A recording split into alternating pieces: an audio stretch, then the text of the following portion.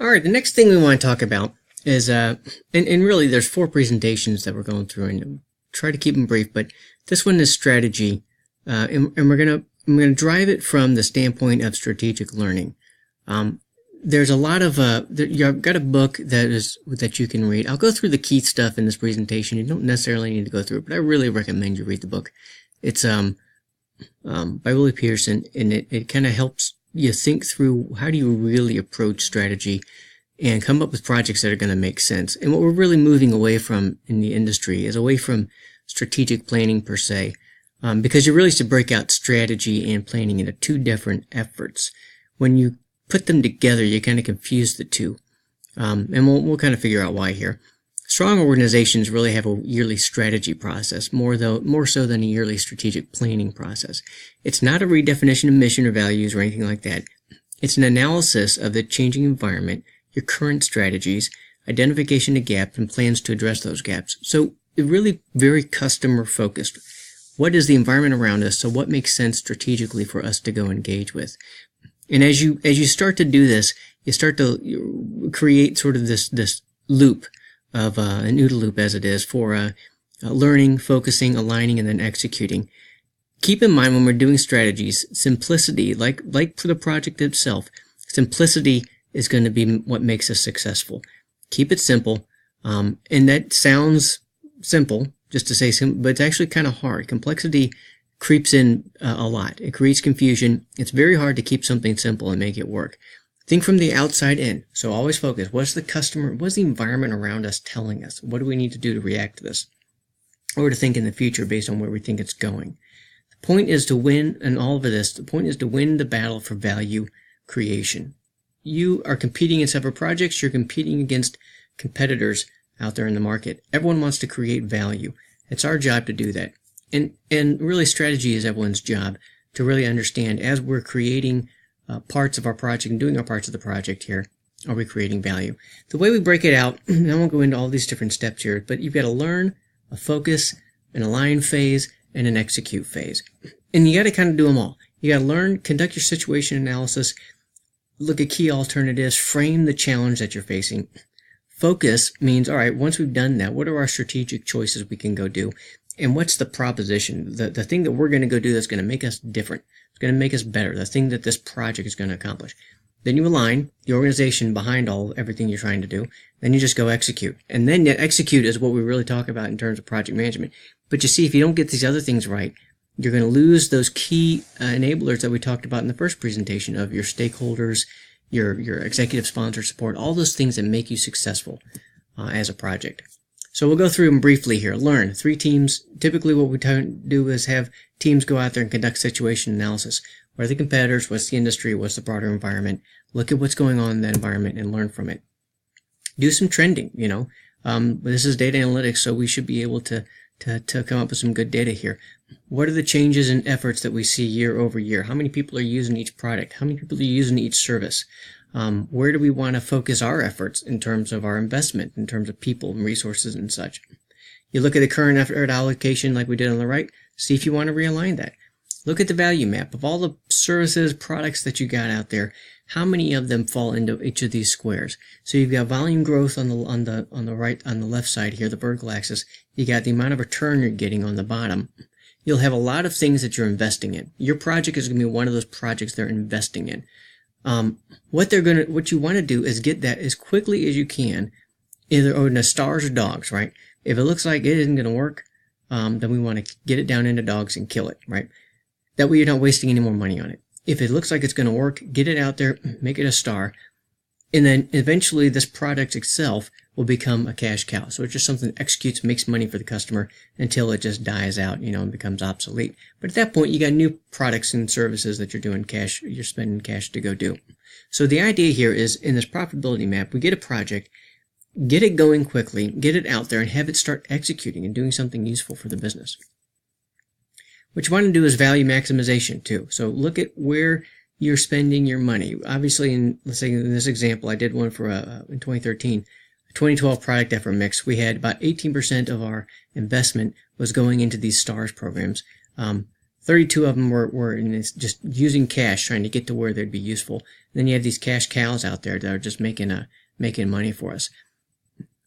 What we do over time is then see, all right, well, how much are you spending and how much do you want to spend? How much money is going into just these new projects that are starting up? And how many are going into these products that are generating a lot of energy for you? So you tend to see in the cash cows, if your cash cows tend to get greater and greater, then you're you're making a lot of money, but you're not getting the innovation that you're going to need long term. So there are implications associated with that. The rules of success for every business change. And what businesses that die are the ones that typically don't understand that the rules of success are changing. That's the biggest predictor of whether a company will survive or not. So always keep this in mind. You've got old success, customers like these certain products, and new success. We need to change our investments to XX and Y in order to be able to keep the customers down the road. What are threats and opportunities out there that are shaping our environment? What are the do or die issues, regulatory, those kinds of things that we need to be accounting for? Let me come up with a summary of key insights. These insights, it has to be simple enough for everyone to understand, because you're going to try and get stakeholders involved with an IT project. Technology projects are typically kind of hard to understand. There's a lot of explanation. We've got to be able to shape those around business insights that the business leaders will not only understand, but be able to identify with and then be able to support. What do we know in terms of the broader environment? What are our reality, the industry dynamics? Every project should be able to speak to those and why what it's doing is going to create value over and above the competitors within the context of those dynamics.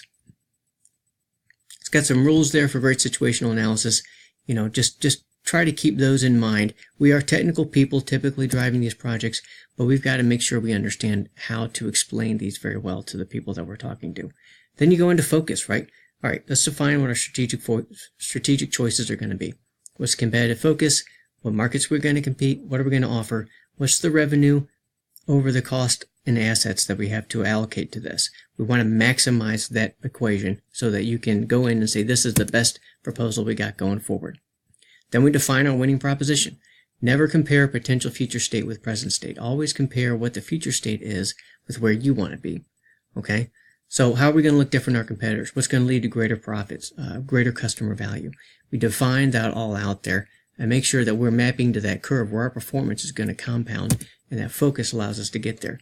This is a diagram that kind of shows you the winning proposition idea. The book goes into this in great detail, so I won't, but basically you start with that competitive focus challenge, what market you're going to be in, what you're going to offer, then you define this winning proposition, making sure that it points to superior profits on one side, greater customer value on the other, and then out of that you're going to have some key priorities. To do that, what are the few things that we want to do that's going to make the biggest difference? All of that shapes a proposition that says, this is the competitive advantage, this is how we're going to go make money or create value of some sort, and why we should be making this investment. So you define those key priorities then, and those are the things that are going to gear your organization for action. Always stay with the 80-20 rule. Majority of the inputs are going to have little impact or effect on the desired result. The vital few have a disproportionate impact. So it should be like 3 to 5, no more than 5 of them. And you define what those key priorities are that are going to sort of shape what the project is doing. Then we move into alignment, right? We're going into the line phase. Orchestrate the right set of things in the right alignment. A single message isn't going to do it. We've got to get the organization on board with what we're trying to accomplish with this project, how we're going to get there. Translate those key priorities that we came up with, that we understood from the environment, what those priorities would be. Translate those into gaps. Okay? I have a priority to get here. I'm not there yet. Let's see what that gap is, and then who's accountable for that. Align all the players to those accountabilities. Make the goals and process work for you. It's a bit of a journey, right? This is all sort of new. It's all sort of a bit of a journey, and it requires leadership. We've got to be able to go through this and be able to survive in that ambiguity. But try to get people aligned. Process alignment. How do we make sure we align to the strategy? Well, there's a number of ways to do that. You can measure, right? And you can reward people for doing the things that we need them to do. You can create the structures and processes along there. Make sure we're dealing with the culture, if we have culture issues, and then make sure we get the people on board. We've also got to communicate the lessons of the sigmoid curve. And this is one of the topics I think we'll know this because I think it'll be on the test too. But the sigmoid curve basically says your success over time is related to the investment. So over on the left side here, we're discovery driven, we're customer focused, we're experimental, we're focusing on innovation. And what's that curve doing there? It's going down, right? Because we're losing a lot of money. We're spending a lot of money trying to figure things out. Then we find some stuff that works, projects that work. We start to make some revenue on them, right? And then I'm going to start to get into a mental model where those projects work. Those projects are winners. Those are frozen mental models. We become inward looking. We become political. We start becoming risk averse. We don't want anything to risk the success that we're having. So we focus on incrementalism. Let's make it a little bit better, but not risk the whole thing. What happens there is the business starts to go down then because other people are coming up with new things that are better, right? And they're outperforming you. The sigmoid curve means at that inflection point where that line starts to come up and then start to crest over a little bit, that's where we need to be investing. So we got to invest at that point prior to the peak. How do you obsolete your own capabilities as opposed to waiting until they become so obsolete that you're losing business? That's the lesson of the sigmoid curve. So you invest there so that curve starts to go up again well before you start to see this problem. If you don't, and you wait until you're losing money there on that line on the right and starts to go dash, then you're going to have to be spending a lot of money at a really bad time for the company to be spending a lot of money because people are looking at your loss of business and your inability to maintain performance. So that's what we want to be able to do with sigmoid curve. Now you execute, okay? So you got all that done. Take your business strategy, your information strategy, your corporate goals and objectives. You start to lay in these plans. There's a big strategic plan you want to say to get to the strategy where you think the customer's going. A bunch of tactical plans implemented in there. And each one of our projects, like the one we're going to talk about today, is a tactical plan. It's just one part of an overall objective that we're trying to get to as a customer. Strategy is how to win the war. Tactical is just how to win the next battle. Once we decide that this battle has to be won, this project needs to be done, we've got to implement some tactical execution methods to get there. So the purpose of a strategic plan really is to take all that strategy and understand how you're going to manage your IT program, where you're going to make your investments in technology in order to do the things listed here. Manage this expensive IT asset, link your information systems to your business direction, plan for flow and process of all that data so that your business can actually use it to great effect in order to improve the overall competitive situation for the business. This is this is what you want to do. You want to do this up front. If you make that program decision point too late, what you want, this curve basically shows you the amount of expense over time. And if you make these decisions and you invest and you get things out there quickly, you wind up spending a lot less money in the long term because you have defined it well up front. That upfront analysis and cost benefit is critically important to make sure that we allocate resources into the right projects. From an organization standpoint, keep in mind that everybody has a strategy. Business has a strategy, the operations department, the marketing department. IT is not any different. We have to have strategies that feed the business and match to whatever the business is trying to accomplish. When we're executing, we're going to have to go overcome resistance. There's a number of ways to do that. A lot of time, if you have a strategy that's a little bit new or a little bit different, you got to start generating some short-term wins, small projects like the one we're going to do, that will tell people, hey, there's actually something here, and they're successful. When we have resistors to the strategy, you got to be able to deal directly with those. You can't let them just keep going and derail all the projects. Set a shining example. Once we get out there, we've decided a strategy that's good. We need to execute to it, and that's what this project management course is about. We're going to execute well. We're going to make sure we're successful. And we'll have to have talent that can support us as well. Make sure that as we're looking into these projects, do we have the right people that can execute them? We said that 97% of all good successfully executed projects have an experienced project manager in the lead. Do we have that talent in place, or do we need to go get it? How do you reach across the enterprise to go get those kinds of people? This is one talent review, talent management plan. Keep this in mind. This is something you could go and do. Just make sure that you've got a constant feed of people coming in who can execute these projects well. And then map that talent, any gaps that you have, map those into your strategy. How are we going to get depth? How are we going to develop the people?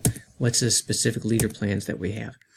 And make sure we have expectations set up for our managers, expectations set up for the people who are going to be leading technically, and then we can communicate differentiation, identify our top talent, grow our top talent, and think of leadership in the story of this project really as a leadership message. What, why, how much, all of these things need to answer an individual's need. What are we trying to achieve? What should they care about? What's the department? What's expected of people? How are they going to measure success? Then when we execute, all of these people will come together and we can execute this within the strategy that's been defined. Value drivers need to be identified. We can create a balanced scorecard to make sure we're tracking as we go forward and making sure we're executing correctly.